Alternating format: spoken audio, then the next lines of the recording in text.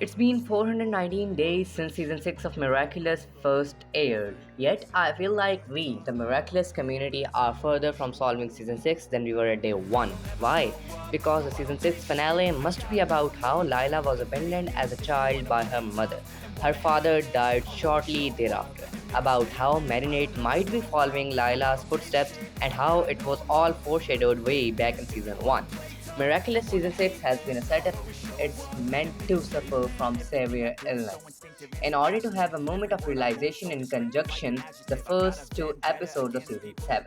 The show has spent all of its time offering more questions than answers for this exact purpose. But I think I was able to come in a semi-coherent solution to how season 6 ends and how season 7 starts. But before I give you the answer, I have to set up the same questions to you and give you the thought process that made me arrive at my conclusions. You might end this video calling me a savage or calling me a schizo, and frankly, I bet I'll be the later, but let's go to the greatest use of foreshadowing in fiction if Thomas Astor drops his actual planes and follows the ideas I lay out today. Disclaimer: I have not seen more than a handful of leaks regarding the future episodes, so it's possible that a leak completely derails the theory proposed in this video. No leaks will be shown, but widely known future information will be spoken about and taken into consideration. Thank you, and please enjoy the video. It's very well known that Miraculous Season 6 was set up to be a mystery of our outlet and some from with a satisfying payoff and revelations that will have us rewatching Season 6 with an entirely new lens. My confidence on the variety of that information is about doubtful and irrelevant. But we have to consider this to be true while going forward with the conclusions that we draw and the Doyle's reasoning for many of the plot decisions in Season 6.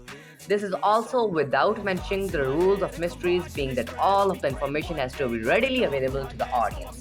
Nothing of the importance should ever be hidden, and the reveal should only be characterization, but also catharsis narratively. And that's without mentioning the fact that the writing room and the fan base are on opposite ends of the spectrum when it comes to relationship standing. While the fans want the writers to succeed, we find them coming short more often than not.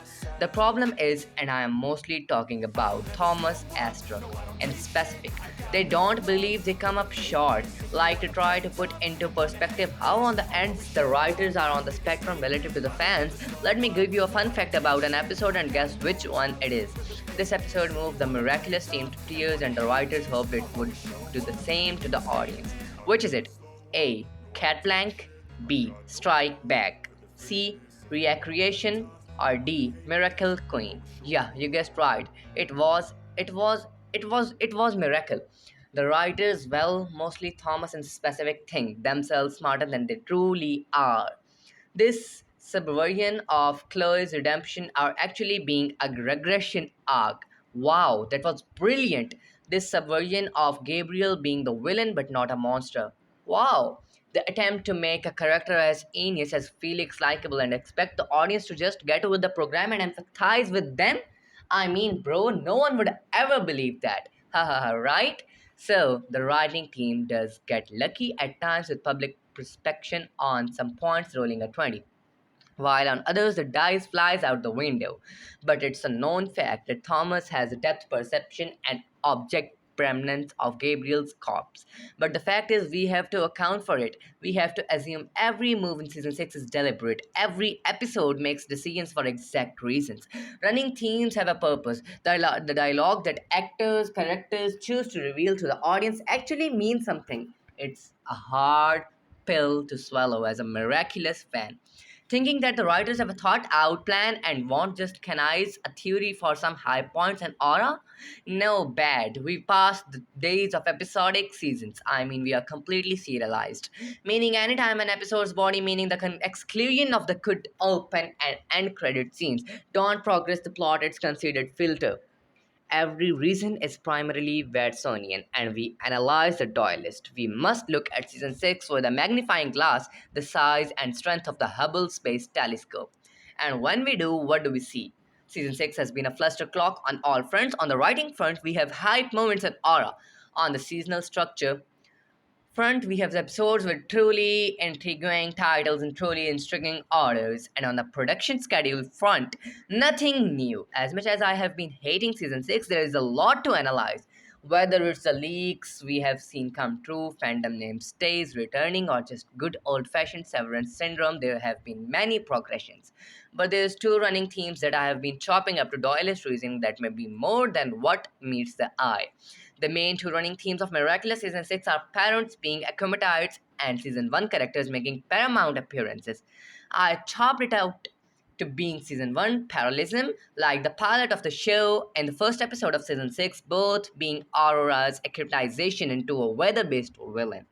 But the more I thought about the parallelism, the less it seemed superficial. Initial thoughts of both are the beginning of their respective arcs, so obviously they would have parallels. But two schools of thought steered me away: nuisance and coincidentalism. If you wanted to parallel the beginning of two arcs, why not leave it at the Aurora pilot acclimatization? Why keep the characters returning as of uploading Secret Protocol is not out, but I am 90% sure it's Cheng Shifu. So why bring back Aurora? Vincent Asa, Cheng Shifu, Chloe Roger. I mean, hell, they even brought Theo back, the guy who age they had to retcon, so he wouldn't be a pedophile. And why have parents once who we ever seen before be acclimatized? Is it meant to hint at the fact that one of the protect's parents is of importance? Maybe, but that's dualist reasoning. What's the Watsonian? Why acclimatize the blind Sabrina's, Nats, Ivan's, Kagami's, Mylene's, and Max, Nino's, and Felix's parents? Why are the only two grandparents who are acclimatized being those related to the protects? There's too many coincidences for there to be not be to a Watsonian explanation. There has to be a reason for these two patterns. There must be a motive, and I have been wrecking my brain trying to solve this mystery, trying to figure out how we will see this season in a different perspective.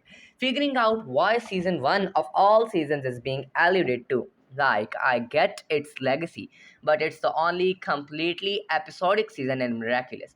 Every season after is nice serialized. So, why allude to the only episodic season outside of homage to pilot episodes? I mean, the only episode that isn't non episodic in season 1 is Volplina. So, why focus on the season that then we clicked? Volpina Lila, she's the key. She was introduced in the season they couldn't allude to season 2 because she wasn't it in. And every season after that is mostly serialized. She's what stand out in the crowd, so let's see where it takes us. In preparation for this video, I did not rewatch season 6 as my life has been way too busy recently.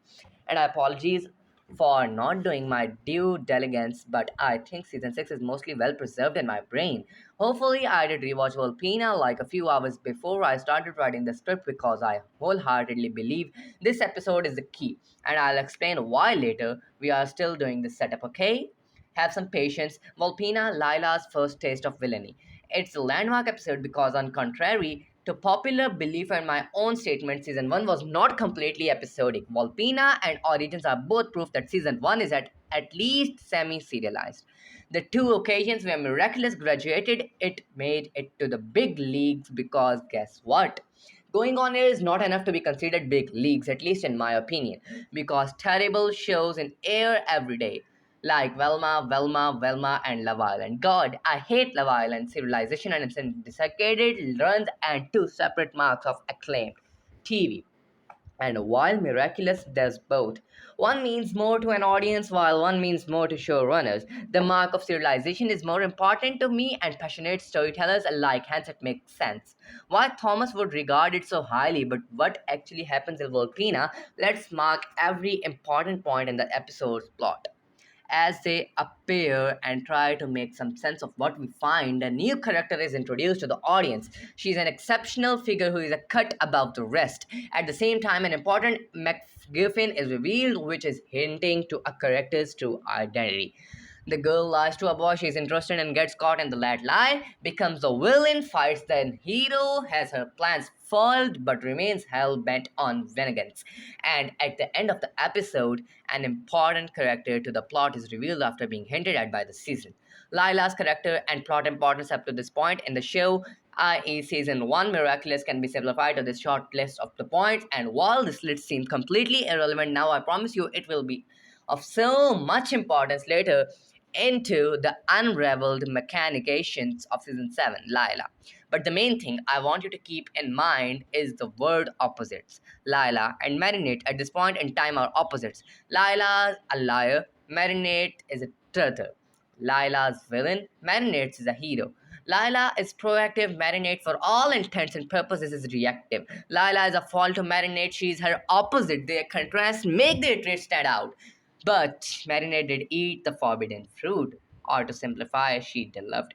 To Lila's food, she got her own first taste of villainy. She told a lie, and not a little lie, but a giant relationship warping black hole of a lie. One so great that it is essentially radioactive. Thank you for watching the video. Subscribe to Miraculous Highlights for the upcoming two episodes of Explanation Season 6 and Season 7 Finale Theory.